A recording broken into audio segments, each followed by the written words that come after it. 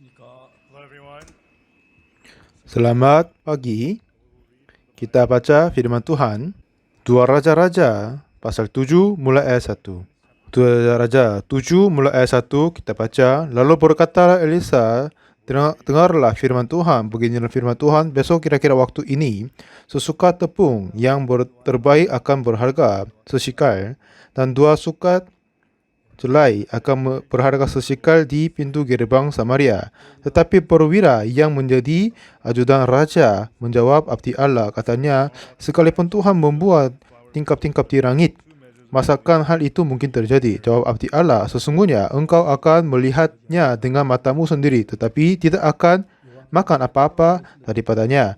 4 orang yang sakit kusta ada di depan pintu gerbang. Berkatalah yang seorang kepada yang lain, mengapakah kita duduk-duduk di sini sampai mati? Jika kita berkata, baiklah, kita masuk ke kota, padahal dalam kota ada kelaparan, kita akan mati di sana. Dan jika kita tinggal di sini, kita akan mati juga. Jadi sekarang, marilah kita menyeberang ke perkemahan tentara Aram. Jika mereka membiarkan kita hidup, kita akan hidup. Dan jika mereka mematikan kita, kita akan mati. Lalu pada waktu senja, bangkitlah mereka masuk ke tempat perkemahan orang Aram.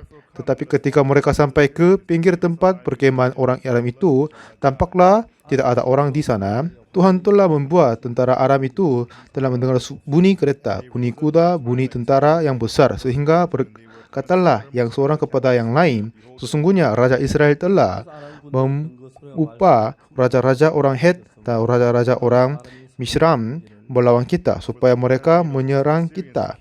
Karena itu, bangkitlah mereka melarikan diri pada waktu senja dengan meninggalkan kemah dan kuda dan keledai mereka serta tempat perkemahan itu dengan begitu saja. Mereka melarikan diri menyelamatkan nyawanya. Ketika orang-orang yang sakit kusta itu sampai ke pinggir tempat perkemahan, masuklah mereka ke dalam sebuah kemah, lalu makan dan minum. Sudah itu, mereka mengangkat dari sana emas dan perak dan pakaian, kemudian pergilah mereka menyembunyikannya. Lalu datanglah mereka kembali masuk ke dalam kemah yang lain dan mengangkut juga barang-barang dari sana. Kemudian pergilah mereka menyembunyikannya. Lalu berkatalah yang seorang kepada yang lain, tidak patut yang kita lakukan ini. Hari ini adalah hari kabar baik, tetapi kita ini tinggal diam saja. Apabila kita menanti sampai terang pagi, maka hukuman akan menimpa kita. Jadi sekarang, marilah kita pergi menghadap untuk memberitahukan hal itu ke istana raja. Mereka pergi lalu berusul kepada penunggu pintu gerbang kota dan menceritakan kepada orang-orang itu. Katanya, kami sudah masuk ke tempat perkemahan orang Aram dan ternyata tidak ada orang di sana. Dan tidak ada suara manusia kedengaran. Hanya ada kuda dan keledai terdampak dan kemah-kemah tertinggal dengan begitu saja. Dalam pemberitaan Injil, kami selalu menjelaskan bagaimana darah Tuhan Yesus Kristus mengampun dosa kita.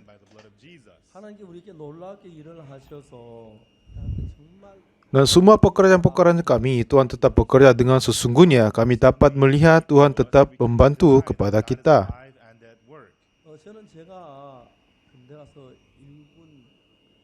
Pada waktu saya masuk militer, saya masuk sebagai tentara radio operasional.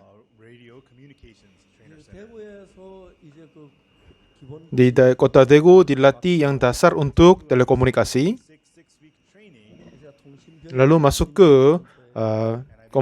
komunikasi tentara latihan. Waktu itu musim dingin, cuacanya dingin sekali di Korea.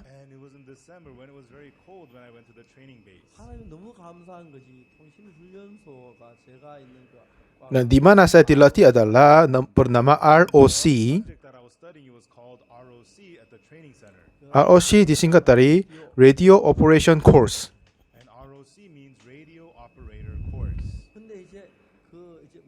Itu diarti tentara yang penanggung jawab untuk komunikasi. Jadi Tempat latihan ini berada di bawah kota Daejeon. Aku adalah kelas 311. Mulai kelas saya dipindah ke kota Wonju.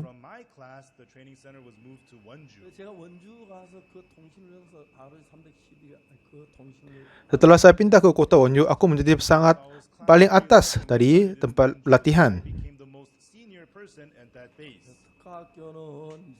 Nah, mereka sangat kuat untuk hubungan senior dan junior. Dan di situ ada yang peraturan 3. Kalau dia merokok sebelum senior, dia tidak bisa makan dengan giginya sendiri. Kalau dia pergi kamar kecil lebih dari senior, dia tidak bisa berjalan dengan jalan kaki dirinya sendiri. Kalau dia duduk sebelum senior, dia tidak bisa tidur dengan punggungnya sendiri. Jadi seperti begitu, sangat susah hidup di situ. Tapi saya masuk di situ yang kelas nomor 1. Maksudnya di atas saya tidak ada senior. Jadi satu hari sebelum atau setelah itu sangat-sangat terkuat.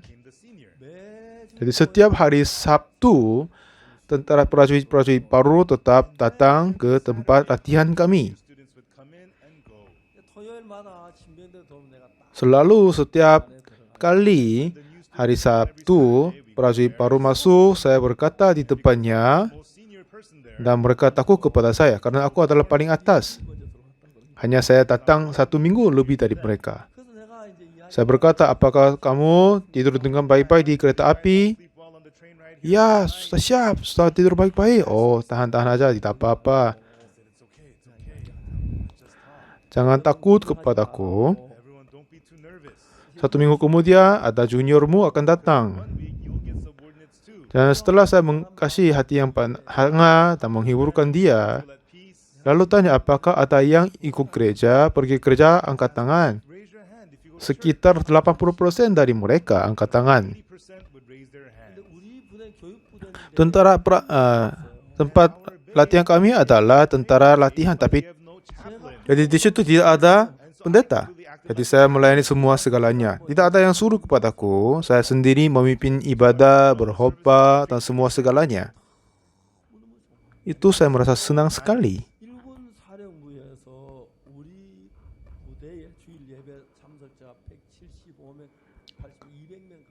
Gereja kami, penghadir gereja kami adalah sekitar 100 sampai 200 setiap hari Minggu.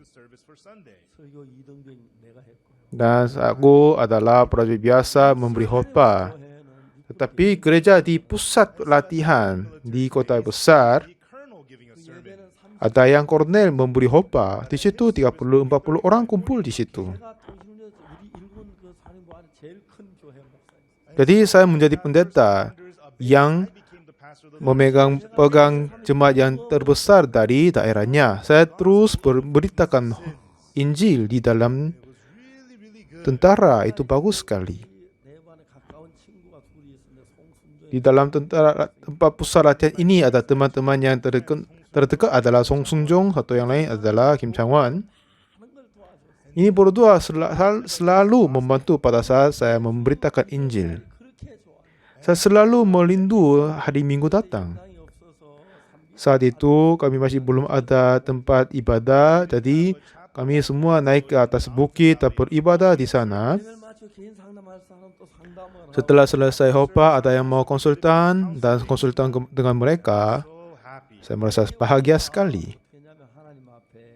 Dan lalu kami berdoa kepada Tuhan.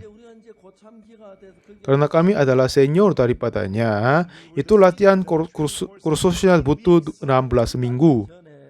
Dan sebelum kita lulus, 1 bulan sebelum lulusnya, kami berkata bahwa minimal 1 orang dari kami harus tertinggal di sini, tetap melaksanakan pemberitaan Injil di sini. Walaupun kami berusaha dan mengharapkan tertinggal di sini, tapi itu tidak bisa. Satu ketika saya pergi ke kerja, tetapi ada pengumuman Pak Oksu ROC kelas 311 datang ke kantor pusat. Oh, kenapa mereka panggil aku? Dan saya datang di kantornya. Saya terpanggil datang ke sini.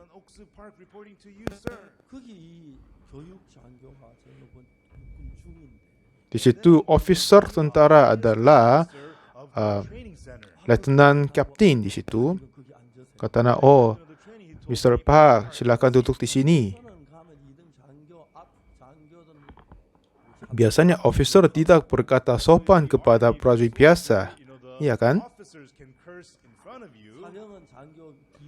Dan mereka saling berkutuk kalau mereka tidak berada. Tidak ada jauh berbeda dari officer atau prajurit biasa. Tapi dia berkata sopan kepadaku. Oh, Anda melakukan apa sebelum masuk ke tentara?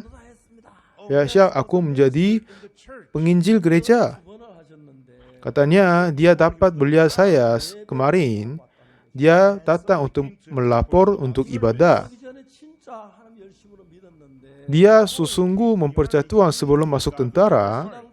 Setelah masuk, dia sudah hilang kehidupan rohani dan minum alkohol dan merokok seterusnya, katanya. Tapi dia melihat saya lapor untuk pelaporan ibadah. Walaupun ini adalah prajurit biasa, tapi dia pimpin ibadah. Dia merasa beban dan susah, jadi dia bisa tidur sama sekali, katanya. Ada apa yang saya bisa bantu? Oh iya, officer, ada yang saya meminta kepadamu. Ada apa? Kami beribadah di luar. Ini cuacanya cukup dingin. Kami meminta satu ruangan untuk beribadah. Dan mulai saat itu dia kasih satu ruangan untuk kita ibadah. Jadi di sana kita dapat beribadah. Selama selesai dilatih 16 minggu, ini adalah acara lulusan. Saya terima kasih kepada officer itu. Saya menunggu dia di depan kantor. Pada saat saya melihat dia masuk kerja, saya bersiap salam kepada dia. Oh, officer bang, aku sekarang sudah lulus dari sini. Saya terima kasih untuk sebanyak bantuan dari Anda dan saya mengucap syukur padamu. Dan pada saat dilulus dari sana saya dapat diangkat, jadi menjadi kedua. Oh, Mr. Park, coba tunggu sebentar. Katanya dia mau berkata sesuatu, jadi saya tetap ditunggu.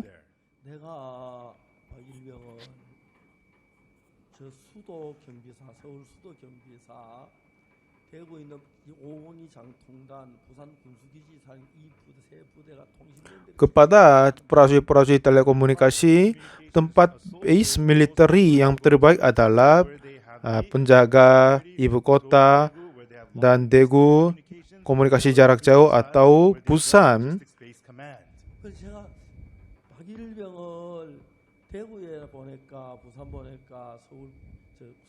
Jadi katanya aku, di mana saya harus mengutus dia? Seoul atau Daegu atau kota Busan. Saya berpikir terus, tapi lebih baik saya pikiran saya, lebih baik Anda bersama denganku dan membantu rohani saya. Jadi saya memutuskan aku tinggal kamu di sini, jangan marah-marah, katanya. Jadi selama 3 tahun di sana untuk dan melayani. 1 bulan sebelum saya habis jangka waktu di tentara, seorang pendeta tentara masuk.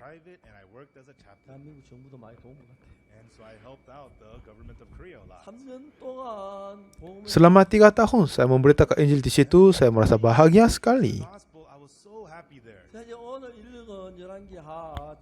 Jadi 2 Raja-Raja pasal 7 yang kita baca, ini berkata apa?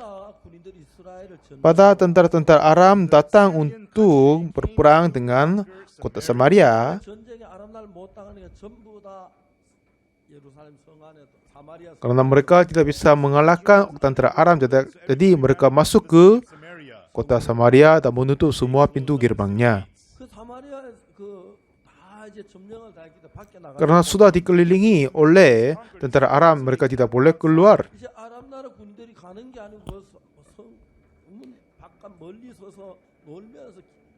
Tetapi tentara-tentara Aram mereka tidak pulang ke negaranya, tetapi mereka tetap menunggu di luar. Jadi orang-orang Israel tidak bisa keluar dari kota. Jadi apa yang lucuan adalah kalau tentara-tentara Jepang membuat kota, mereka membuat tembok di dalam kerajaan istana saja. Kalau Korea membuat tembok di kota, kalau Cina mereka membuat tembok di seluruh negaranya. Jadi Israel juga mereka hanya membuat tembok di sekitar satu kota saja, namanya Samaria. Tetapi tentara Aram tidak pergi, jadi mereka tertinggal di dalam kota saja.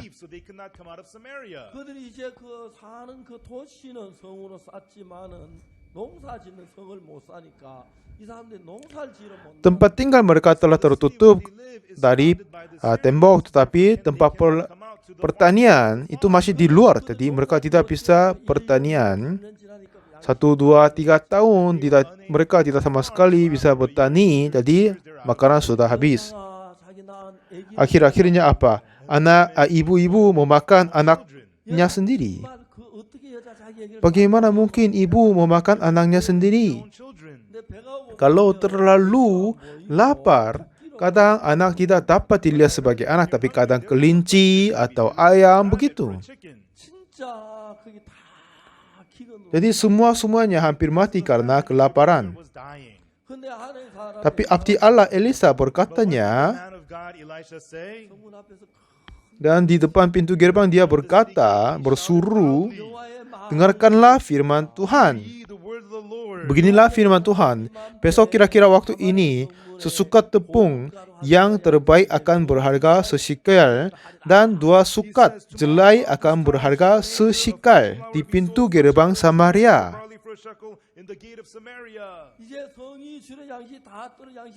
Jadi di situ sudah habis semua makanan, jadi makanan sudah menjadi mahal sekali. Tetapi katanya apa? Tepung yang terbaik menjadi berharga sesikal, dan 2 sukat jelai akan menjadi berharga sesikal. Itu tidak masuk akal. Kalau Tuhan membuat tingkap-tingkap di langit, tidak akan terjadi ini. Tetapi yang penting adalah Tuhan mengerjakan untuk keselamatan kita. Saya menerima keselamatan Tuhan pada tahun 1962. Mulai saat itu saya membaca Alkitab banyak sekali. Dan saya meneliti dan mencari banyak bagian-bagian cerita tentang pengampunan dosa. Selama saya memberitakan Injil,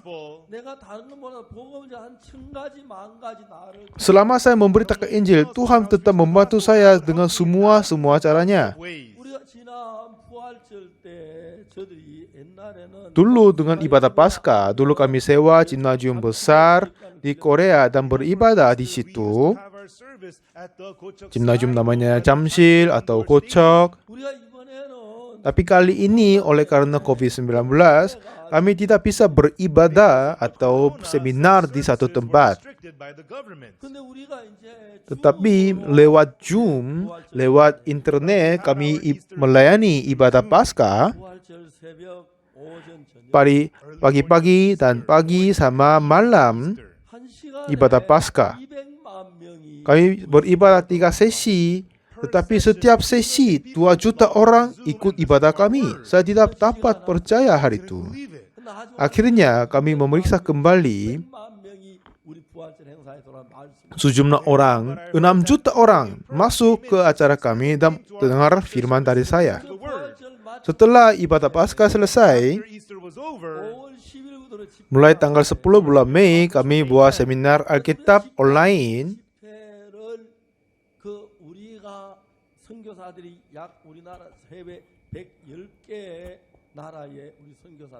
Dan kami suruh kepada misionari Pak kami, sudah ada 110 negara. Dan kami kabarkan setiap misionari-misionari di luar negeri pergi ke stasiun-stasiun televisi dan radio dan meminta kepadanya tolong siarkan seminar Oxupa, Alkitab dari pendeta Oxupa ke negaranya. Walaupun saya suruh dan berkata kepadanya, dan siapa yang akan siarkan seminar dari kami? Saya pikir begitu. Jadi kami memulai seminar mulai tanggal 10 bulan Mei.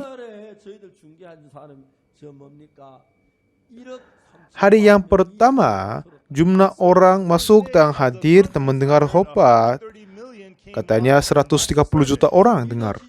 Itu pun saya tidak dapat percaya. 130 orang itu terlalu banyak. Bagaimana itu terjadi? Tapi setiap saat, setiap hari tetap berlanjut, jumlah orang pendengar menjadi 300, 400, sampai 800 juta orang. Hari terakhir, jumlah pendengar sudah terhitung 1 miliar orang.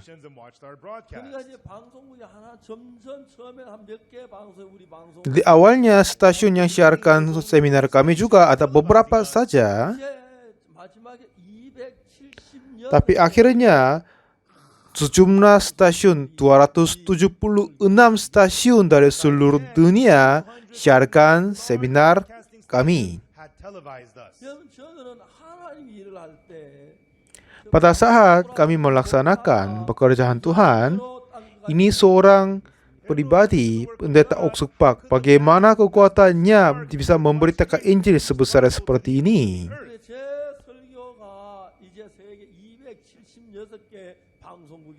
Dan khotbah saya telah disiarkan lewat 276 stasiun di seluruh negara. Dan ada juga beberapa stasiun sudah mempunyai pendengar dan penonton lebih 100 juta orang, ada yang lebih 500 juta orang, begitu. Saya juga terkaget. Dan dalam terjemahan dalam 26 bahasa dan secara langsung,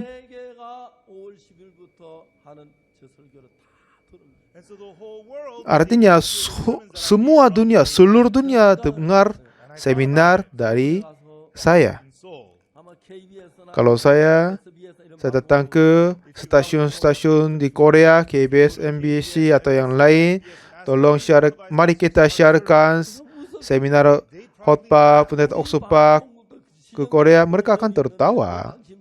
Karena mereka sudah mempunyai program-program tertentu, tetapi kenapa kami akan siarkan khotbahmu? Tidak masuk akal kan? Tetapi saat itu, oleh karena virus corona, hampir semua orang tidak boleh keluar dari rumah. Jadi oleh karena sebabnya, sudah terdengar kepada 1 miliar orang. Setelah kita menghitung semua jumlah pendengar dari 276 stasiun, jadi jumlah orang terhitung 1 miliar. Dan televisi berkata, mereka tidak sama sekali bisa mensiarkan pertandingan bola, sepak bola atau yang lain-lain. Jadi makin banyak orang dapat menonton juga. Memang itu fakta. Satu ketika saya membuka HP dan dapat komentar darinya, ada banyak komentar syukuran tetap masuk ke dalam email sama HP saya. Setelah saya menerima pengampunan dosa tahun 62 dengan anugerah Yesus Kristus, setelah itu saya tetap memberitakan Injil sampai sekarang ini. Karena ini semuanya pekerjaan Tuhan, bukan pekerjaanku sendiri. Jadi pas Tuhan tetap membantu untuk pekerjaannya, saya mengalami banyak hal seperti itu. Seperti minggu yang lalu saya berkata, satu ketika kami membuat retreat di pusat retreat kami di atas gunung namanya Dedok. Kalau kita membuat retreat selama 4 minggu, para hamba-hamba Tuhan dari gereja kami tetap mengikut. Dan Di sana kami tetap memberitakan khotbah seterusnya. Setelah makan siang, kami main bola. Sekitar 1 jam kami olahraga, bermain bola. Memang aku sudah menjadi cukup tua, jadi tidak berolahraga keras, hanya sedikit-sedikit saja. Tapi itu sangat menyenangkan. Ada seorang ibu datang kepadaku. Dan dia panggil saya pada waktu saya olahraga. Dan katanya seorang tetanggaku datang. Apakah Bapak tolong beritakan khotbah kepadanya? Walaupun saya suka bermain bola, tapi ini memang posisinya pendeta kan harus memberi khotbah kepadanya. Saya ingin bermain lebih, tapi lalu saya bertemu ibu itu.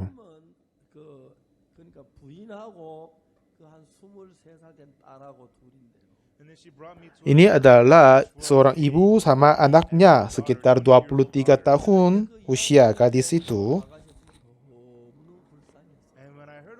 Setelah saya dengar cerita mereka, saya merasa agak maaf kepada keluarganya. Karena sekeluarga terkena tuberkulosis. Untuk mengobati, mereka tetap minum obat seterusnya. Dan mereka menjadi sehat, jadi bagus. Setelah pengobatan sudah selesai, biasanya obat-obatan tuberkulosis bisa menyakiti perut. Jadi kalau ada seseorang minum obat tuberkulosis merasa tidak enak kepada perutnya. Lalu setelah mereka semua selesai pengobatan dan hidup dengan baik-baik, dan ini adalah permasalahan penting bagian tuberkulosis,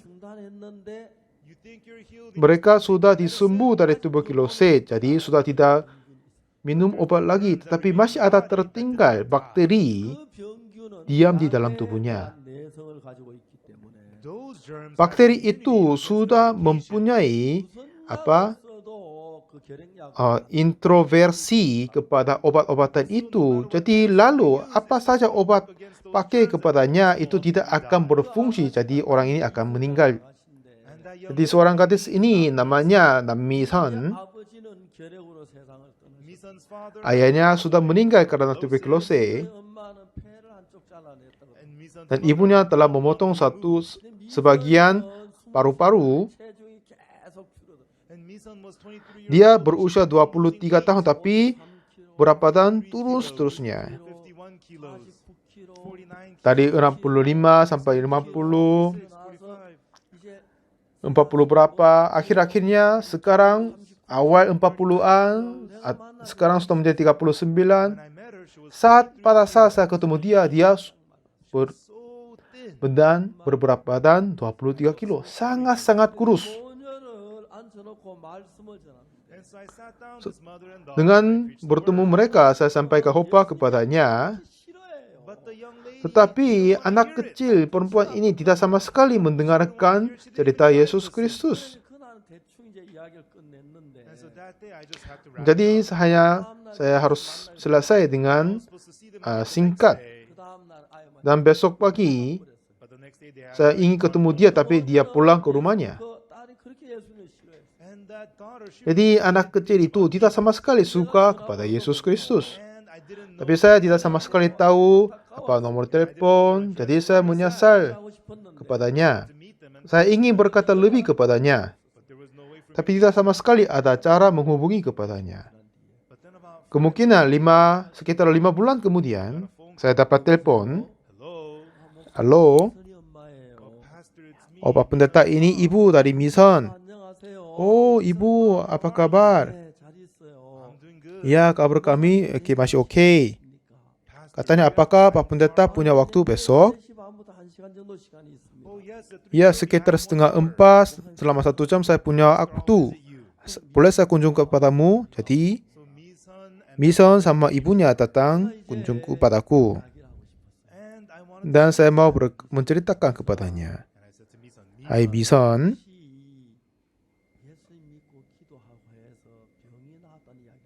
Apakah kamu sudah pernah dengar orang sakit tapi dia berdoa kepada Tuhan sembuh daripadanya? Tapi gadis itu marah, tiba-tiba marah. Apa itu berguna kepadaku? Lalu saya terkaget kepadanya. Oh, kenapa kamu marah?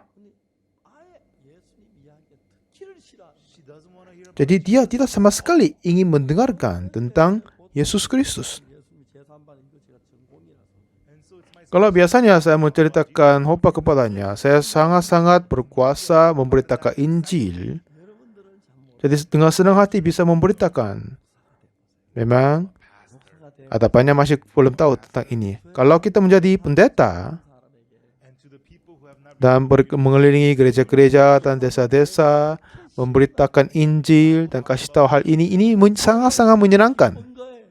Nah, pada saat kita melihat seseorang dapat pengampunan dosa, itu sangat menghargai dan berbahagia. Pejabat sebagai pendeta ini sangat-sangat baik dan sangat-sangat menyenangkan.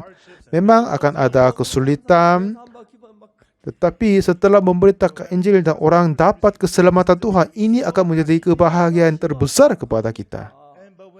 Tetapi gadis ini bereaksi yang jahat begitu, aku tidak bisa lanjut ceritakan kepadanya.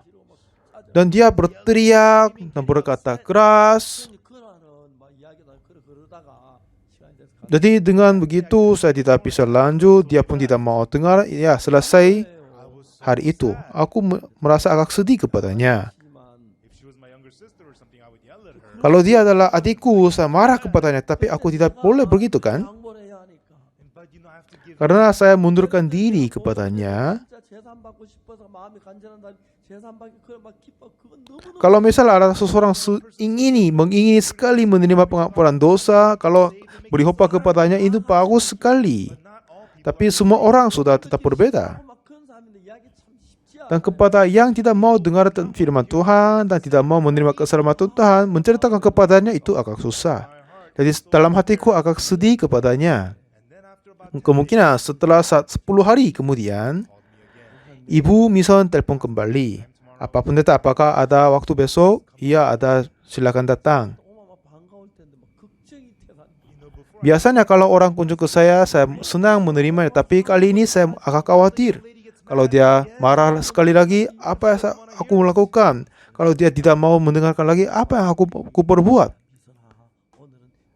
Setelah dia datang, saya berkata kepadanya terlebih dahulu, ya misal aku akan singkatkan waktu, akan sederhana, akan menceritakan sedikit saja. Saya berkata gini, lalu memberitakan Injil Yesus Kristus kepadanya. Sambil memberi khotbah, saya harus berhati-hati apakah gadis ini akan marah atau tidak. Kalau misalnya ke neraka, dia sendiri ke neraka, bukan saya kan? Tetapi sebagai pendeta, ayo kamu ke neraka, keluarlah dari sini, tidak boleh melakukan itu kan? Dengan segenap hati saya memberitakan Injil kepadanya. Ini adalah permasalahan kepadanya, ini untuk kerajaan surga selama-lamanya atau ke neraka selama-lamanya. Jadi saya menahan diriku sendiri memberitakan kepadanya. Kalau dengan memberitakan Injil dengan biasa itu enak, baik. Tetapi saya harus memperhatikan hati gadis itu dan berhati-hati untuk menceritakan. Kalau saya berkata satu, harus melihat dia apakah dia marah atau tidak, begitu. Dan sekitar satu jam saya memberitakan bagaimana Tuhan mengampuni dosa kita dengan darahnya. Ya, oke, sudah selesai. Kami sudah selesai konsultan. Lalu saya tanya kepada mison gadis itu, apakah kamu dapat percaya? Dan jawab daripadanya, oh iya Pak Pendeta, saya percaya. Dan saya mulai tidak bisa percaya hari ini. Dulu dia marah kepadaku, tidak mau dengar, bagaimana dia dapat percaya? Kepada saya sendiri sekarang ini tidak bisa percaya kepadanya. Nah, saya tanya kepada ibunya, apakah ibu percaya ini? Ya Pak Pendeta, dosaku telah diampuni. Dengan ini ibunya bisa mulai berkata, sebelumnya ada sesuatu hal terjadi di rumahnya. Jadi Mison harus ke rumah sakit setiap minggu. Dia datang ke rumah sakit dan keluar daripadanya. Dan dokter kata, ayo ibu silakan menunggu sebentar. Dan dia berkata dengan dokter. Dan dokter berkata, ibu, saya minta tolong kepadamu. Minta tolong, jangan datang ke rumah sakit. Walaupun kami pakai apa saja obat kepada Mison, itu tidak akan berfungsi.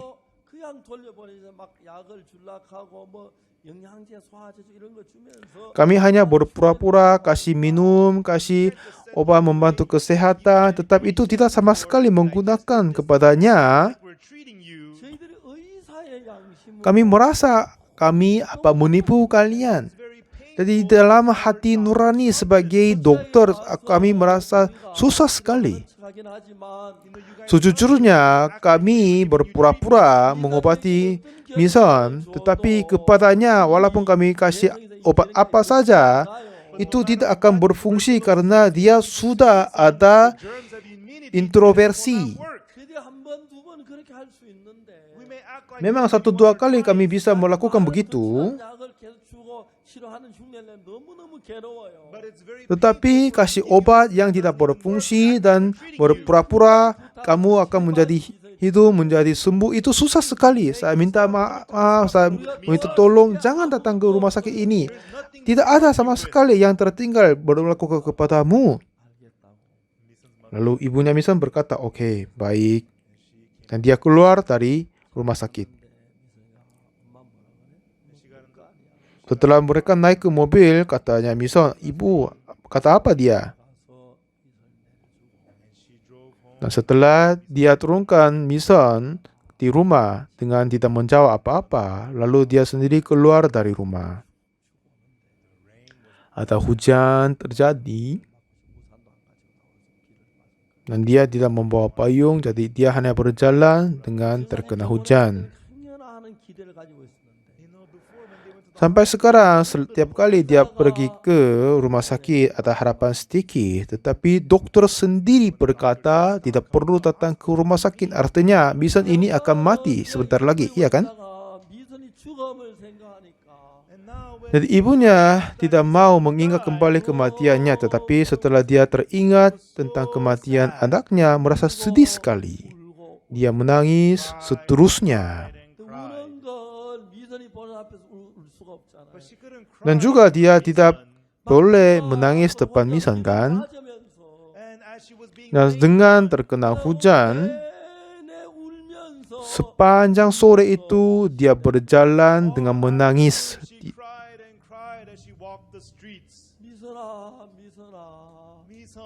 Mison, anakku, Mison, anakku.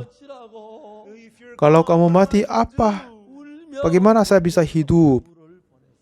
Dengan menangis, dia berjalan kaki sampai malam. Sudah menjadi malam, dia berpikir, oh ya harus pulang buat masak kepada anaknya. Tapi tiba-tiba apa yang dia teringat adalah ada seorang yang peramal, dia sudah kenal dia. Kalau peramal, mungkin dia tahu bagaimana caranya. Dan ibunya kunjung kepada peramal. Nanti situ terkaget, kenapa kamu terhujan? Oh, setelah saya keluar dari rumah tidak ada payung, ayah hanya terkena hujan saja. Setelah dia bersihkan, lalu dia duduk bersama. Jadi ibunya Mison berkata, dokter berkata anakku akan mati. Apa saja kamu suruh kepadaku, aku akan berbuat itu. Tolong kasih tahu cara bagaimana saya selamatkan anakku. Kamu adalah seorang peramal. Kamu sudah tahu semua segalanya. Tolong kasih tahu bagaimana cara saya selamatkan anakku. Apa saja kau suruh saya, aku akan berbuat itu. Minta uang, saya akan dikasih. Apa saja kau mau, saya akan berbuatnya. Selamatkan anakku saja. Saya tidak akan lupa anugerah ini. Tolong selamatkan anakku. Dengan menangis dia berkata. Dan peramal berkata dengan tertawa dan senyum, ada dua cara anakmu dapat hidup. Oh, itu kabar terbaik kepadanya. Dan dia tanya, apa itu? Pakai banyak uang, mempersembahkan besar-besaran kepada Allah lain. Jadi setelah itu, bisa menerima roh, dan lalu dia menjadi balian, lalu dia dapat hidup, tidak akan mati. Dan sambil mendengarkan, dia berpikir, ya walaupun dia menjadi balian, dia tetap hidup, tidak boleh mati. Tetapi dari sisi lain, dia berpikir, oh, walaupun begitu, dia tidak mau membuat anaknya menjadi balian. Sungguh tidak mau membuat anaknya jadi balian. Jadi dia bertanya kepadanya, beramal, sudah ada kedua kan? Ada apa itu? Nomor satu menjadi balian. Yang kedua adalah apa? Peramal berkata dengan senyum, cara yang kedua adalah percaya Yesus Kristus. Setelah Ibu Misan mendengar itu, iya, lebih baik percaya Yesus dari menjadi balian. Mulai saat itu, ibunya memutuskan akan percaya Yesus Kristus. Dan dia pulang ke rumah, dan dia capek sekali. Setelah dia masuk ke rumah, dia lihat Misan sudah tertidur. Karena berkata tentang Yesus, anaknya tidak suka. Jadi, diam-diam pegang tangan anaknya. Lalu, melihat anak yang tertidur dan berdoa kepada Tuhan. Tuhan, tolong selamatkan anakku. Tuhan, tolong selamatkan anakku. Kalau berdoa dengan bersuara, anaknya ini tidak suka. Jadi dengan diam-diam berdoa dalam hatinya, hari berikutnya, ibu berkata kepada Misan, Misan, ada yang saya mau beritahu kepadamu. Ada apa? Coba duduk di sini. Dan lalu dia berkata, Misan, kalau kita persembahan besar-besar kepada Allah lain dan kamu menerima roh, lalu menjadi balian, kamu dapat hidup. Lalu dia melihat wajah Misan. Dan kata Misan adalah, Ibu, saya tidak suka menjadi balian. Bagaimana itu? Aku takut sekali. Jadi ini merasa susah, sakit, patah hati kepada ibunya. Lalu ibu berkata sekali lagi, walaupun begitu, ada apa cara yang lain? Kalau kami tidak mau menjadi balian, kamu harus percaya Yesus. Kamu tidak suka percaya Yesus. Tapi tiba-tiba, Misan terkaget. Apa itu benar? Oke, kalau begitu saya percaya Yesus. Aku tidak mau menjadi balian. Aku akan percaya Yesus. Aku akan percaya Yesus.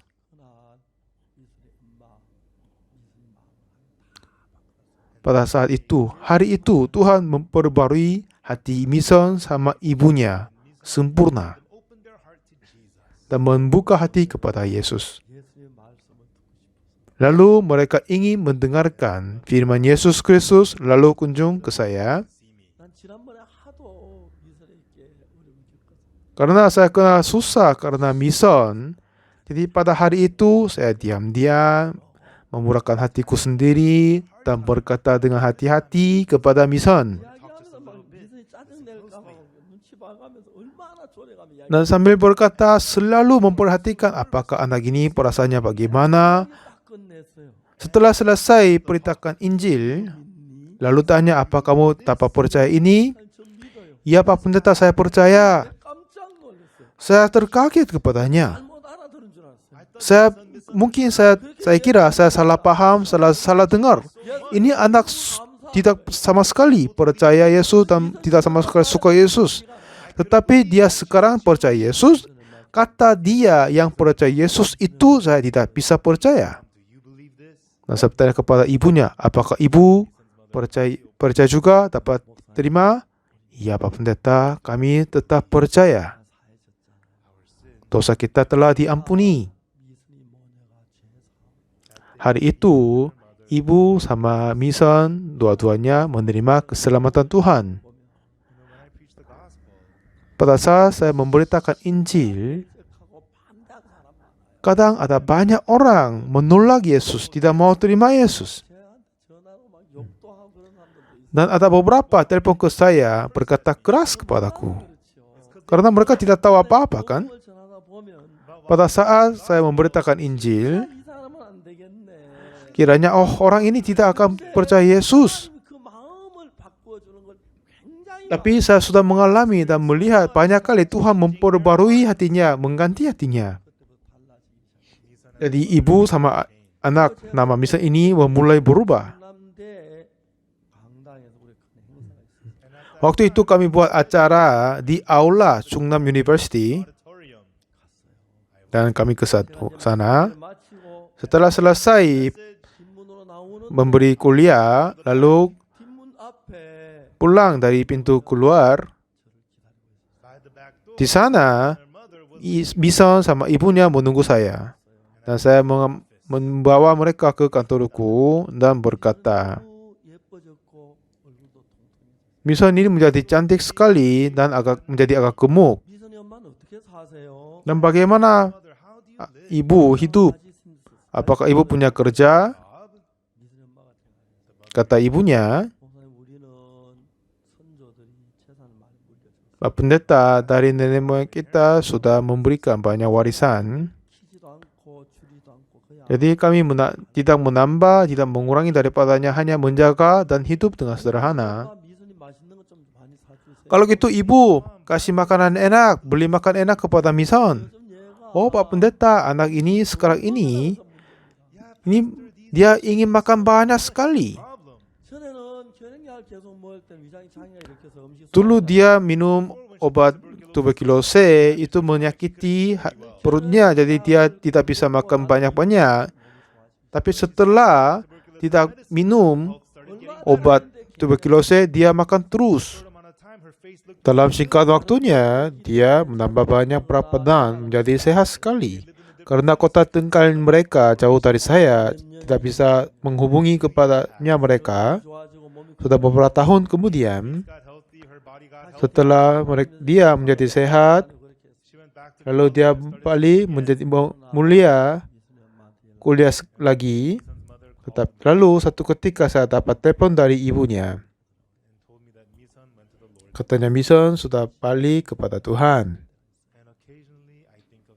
Terkadang saya terpikir tentang Mison.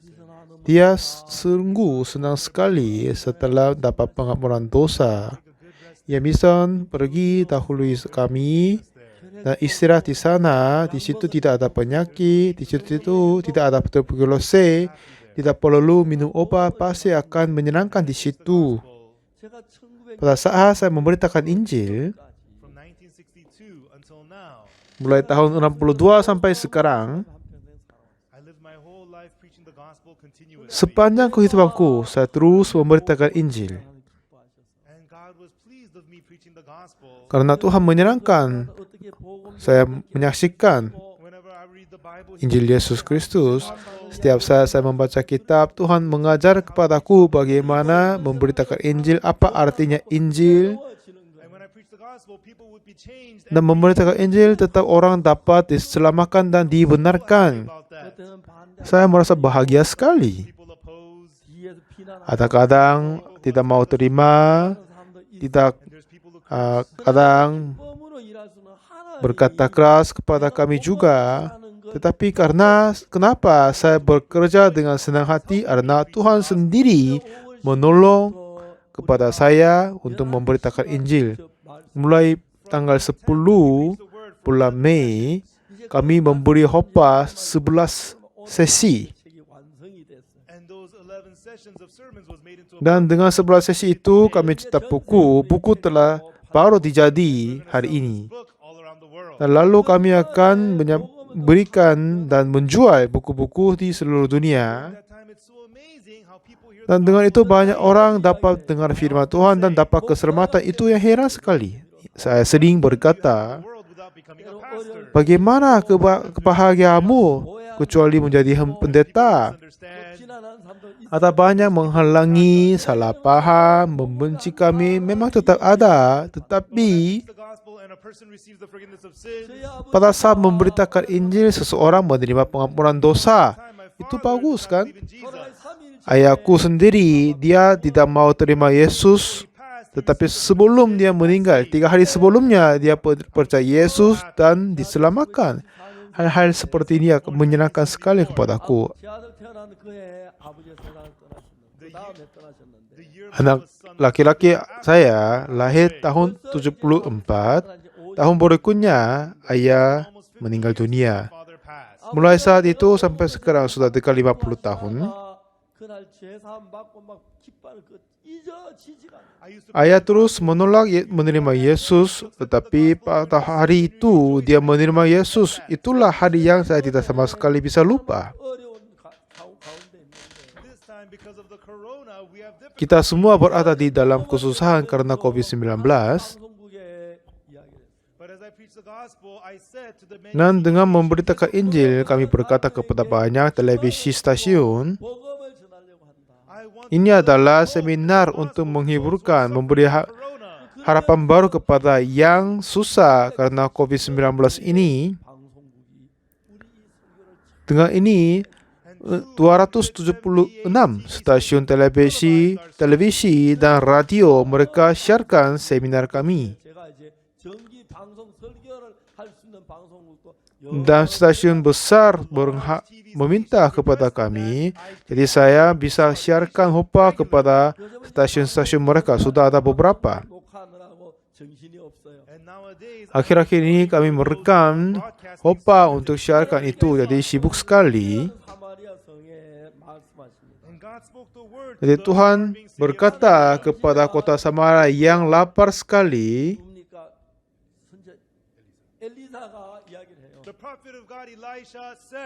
Jadi Elisa, abdi Allah berkata, dengarkanlah firman Tuhan.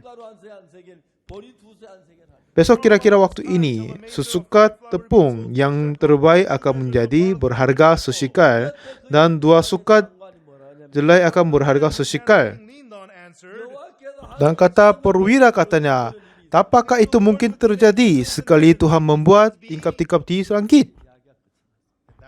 Tapi apa yang Tuhan mengerjakan kepadanya? Saat itu orang-orang Israel, mereka tidak tinggal bersama sakit kusta, mereka terpisah. Dan biasanya tempat-tempat tinggal sakit kusta luar kota. Jadi mereka sering terima makanan dari keluarga dalam kota dan hidup olehnya. Tetapi oleh karena kelaparan besar terjadi, sakit-sakit kusta pun mereka tidak bisa dapat makan dari keluarga. Jadi keempat penyakit kusta keluar dari daerah khusus untuk sakit kusta, tetapi mereka tidak dapat masuk ke dalam kota Samaria karena pintunya tertutup. Dan di sampingnya mereka menunggu ada seseorang yang bisa memberikan makan kepadanya. Berapa lama mereka menunggu, tidak tahu, dan semua yang lain telah meninggal, hanya tertinggal 4 saja. Dan mereka hanya menunggu di luar, kata yang beri makan dan tetap tunggu di situ. Dan apa Tuhan memberi hati kepada ke-6 orang sakit kusta ini? Sampai sekarang mereka hanya tinggal di situ. Tapi mereka berkata kepada yang lain, kenapa kita duduk-duduk di sini sampai mati? Dalam kota sudah kelaparan, tidak ada yang bisa memberi makan kepada kita, kan? Pasti kami akan mati di sini. Kalau kita izin masuk, dalam kota pasti akan lapar mati. Coba kita datang ke tentara Aram. Kalau mereka sudah lama dekat di sini dan terus menunggu apakah hari ini ada yang bisa kasih makan atau besok, mereka terus menunggu.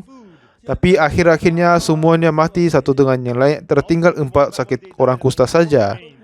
Akhir-akhirnya mereka berpikir, ya kalau mereka menunggu seperti sekarang ini pasti akan meninggal.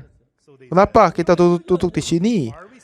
Lebih baik kita ke tentara Aram menyerahkan diri. Kalau mereka membunuh, kita dibunuh. Kalau mereka memberi hidup, kami bisa hidup. Tapi di sana ada makanan. Jadi satu ketika mereka memperbarui hati mereka. Satu ketika pada waktu senja mereka bangun dan berjalan ke perkemahan Aram. Memang orang penyakit kusta, mereka sudah terluka atau kehilangan bagian-bagian tubuhnya, dan dengan bersusah perjalanan mereka menuju ke perkemahan Aram. Dan sudah matahari terbenam dan sudah menjadi gelap sekali. Dan terjatuh dan dengan kesusahan mereka tetap menuju kepada Aram. Apa Tuhan melakukan kepada mereka adalah Tuhan membuat tentara Aram itu mendengar bunyi kereta, bunyi kuda, bunyi tentara yang besar. Dan suara-suara bunyi-bunyian kuda, dan kereta-kereta, dan banyak suara-suara dari tentara besar.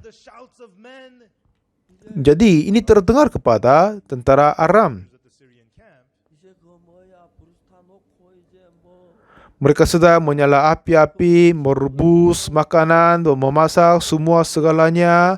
Jadi mereka sudah siap makan semua segalanya. Lalu terdengar apa? Bunyi-bunyi kereta, bunyi-bunyi kuda, dan bunyi tentara yang terbesar. Jadi mereka menganggap apa? Tentara-tentara besar akan datang ke sini. Mereka terkaget, keluar dan melihat semuanya gelap sekali. Tetapi terdengar banyak tentara-tentara besar. Dan mereka saling berkata, sesungguhnya Raja Israel telah mengupah Raja orang Het dan orang-orang Nishiram melawan kita. Jadi mereka sudah terpingsan. Jadi mereka telah kabur dirinya sendiri. Akhirnya setelah itu keempat sakit kusta datang ke tempatnya. Ada orang enggak?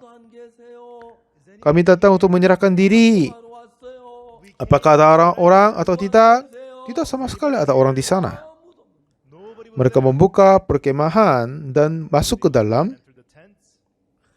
Oh, di situ ada banyak makanan sudah siap makan. Apakah ini mimpi atau tidak? Ayo, lebih baik kita makan dulu. Jadi mereka makan, minum, lalu menyembunyikan emas dan perak, dan menyembunyikan pakaian dan yang lain-lain. Terus mereka makan, lalu sembunyikan. Mereka sudah menghilang penyadaran. Mereka telah melakukan semakin banyak, lalu tersadar, tidak patut yang kita lakukan ini. Hari ini adalah hari kabar baik. Tetapi kita ini tinggal diam saja. Apabila kita menanti sampai terang pagi, maka hukuman akan menimpa kita. Kita sudah makan puas kan? Kita sudah sembunyikan banyak harta-harta ya kan? Lalu mereka balik ke Samaria. Dan mereka berseru kepada penjaga pintu gerbang. Dan katanya di situ sudah ada kuda, sudah ada makan, sudah ada semua, tapi tidak ada tentara. Dan mereka, apa maksudnya kamu? Jadi ini tetap dilaporkan kepada raja. Raja menganggap ini adalah tipuan dari tentara Aram. Mereka menyembunyikan diri lalu menangkap mereka dengan hidup-hidup gitu. Kalau gitu kita kirim satu orang untuk periksa. Awalnya mereka ke situ di tentara Aram, mereka tinggalkan semua segalanya. Lalu semua orang-orang Israel pergi ke situ dan mengambil semua daripadanya. Makanan yang melimpah-limpah, pakaian yang banyak, semua yang dibawa ke kota Samaria. Dan sore hari itu, jadi sudah terjadi sesuka tepung yang terbaik berharga sesikil. Tuhan menciptakan kita manusia. Kita semua berbuat dosa, jadi harus dibinasakan. Tetapi Tuhan mengasihi kita, jadi kita dapat pengampunan dosa. Tuhan telah mengutus Yesus Kristus dan kematian Yesus Kristus ke atas kayu salib dan menyelamatkan kita. Ini yang Tuhan mengajar kepada kita. Dan Alkitab berkata Tuhan Yesus mati karena dosa kita. Dia terkutuk karena semua kutuk harus terjadi kepada kita. Dan artinya dengan kematian Yesus Kristus, semua hukuman dosa dan kutuk telah selesai. Mereka sering berkata Tuhan Yesus mati karena dosa mereka. Walaupun begitu, ada masih berkata, saya orang berdosa. Ada banyak sekali mereka berkata kepada dirinya sendiri, saya orang berdosa. Tetapi tidak sama sekali, tidak. Dan pekerjaan saya adalah, di dalam Korea ada banyak jemaat-jemaat gereja. Dan mereka selalu ikut gereja dan berkata, aku orang berdosa. Karena saya berbuat dosa, jadi aku orang berdosa. Dan di mana kematian Yesus Kristus? Dan saya tidak berkata begitu. Saya membaca Alkitab, dan apa katanya firman Tuhan? Tuhan Yesus telah menerima semua hukuman kita dan mati di atas kayu salib. Dengan itu semua dosa kita telah diampuni. Jadi Tuhan membenarkan kita. Tetapi kita manusia telah tipu oleh iblis. Jadi walaupun mengaku Tuhan Yesus mati untuk kita, tapi tetap mengaku bahwa mereka adalah orang berdosa. Betapa sedihnya kepada Yesus Kristus. Dia telah mati karena kepada kita, tetapi tidak dipercaya kepada manusia. Setelah kita membaca seterusnya, ini telah ternyata. Dan saya memulai memberitakan Injil. Ke Amerika, memberitakan Injil, di Jerman, di Rusia. Di mana saja saya pergi, saya memberitakan Injil. Tuhan tetap menyertai dengan saya dan dapat melihat Dia memberkati. Dan saat ini karena susah karena corona, kami meminta siaran ke 19 sesi ke stasiun-stasiun mereka. Stasiun yang siarkan seminar kami terus ditambah, akhir-akhirnya jumlah stasiun sudah menjadi 276. Dan jumlah orang pendengar sudah mencapai 1 miliar orang. Apakah mereka semua percaya mereka sudah menerima pengampunan dosa? Tidak tahu, tetapi hampir semuanya sudah menerima keselamatan Tuhan dan pengampunan dosa. Kepada yang sudah ikut gereja, kepada mereka sering berkata mereka adalah orang berdosa, tetapi itu sudah bersalah. Kalau begitu, apa gunanya kematian Yesus Kristus di atas kayu salib? Pada saat Tuhan Yesus mati di atas kayu salib, Dia mati karena semua dosa kita. Dan setiap saat kita beritakan Injil, Tuhan membuka pintunya. Dengan kali ini juga banyak hamba-hamba Tuhan, pendeta-pendeta masuk ke CLF dan melalui Zoom secara online mendengarkan firman Tuhan. Saya berharap mereka semua menerima pengampunan dosa. Kalau Tuhan Yesus mati untuk dosa kita, artinya dosa kita telah diampuni. Dan Tuhan Yesus telah mati untuk dosa kita dan telah mengampun dosa kita. Tetapi ada banyak masih belum sadar. Dan ada yang banyak berkata mereka adalah orang berdosa. Tetapi mari kita tidak percaya begitu. Tuhan Yesus mati di atas kayu salib karena upah dosa kita. Dan Alkitab berkata telah membersihkan kita satu kali untuk selama-lamanya. Seperti kota Samaria, mereka hampir mati karena kelaparan. Tapi Tuhan mengasihi kepada kota Samaria dan mengutus abdi Allah di sana. Katanya, besok kira-kira waktu ini, sesuka tepung yang terbaik akan berharga sesikal. Diberitakan oleh abdi Allah melalui Elisa. Untuk menggenapkan perkataan itu, Tuhan bekerja melalui keempat orang sakit kusta, mengirimkan mereka di perkemahan Aram, membuat suara-suara mereka menjadi besar, biar orang-orang Aram terasa takut. Lalu diambil semua makanan yang lain-lain kepada kota Samaria. Jadi akhir-akhirnya sesuai dengan abdi Allah berkata, sesuka tepung yang terbaik akan menjadi berharga sesikal. Betapa indahnya ini kan? Tuhan mau memberkati kepada kita seperti ini. Terlebih dahulu Tuhan berharap mengampuni dosa kita. Percaya pengampunan dosamu. Tuhan Yesus tidak hanya, tapi pada saat dia mati di atas kerajaan surga, dia telah dihukum karena semua dosa kita manusia.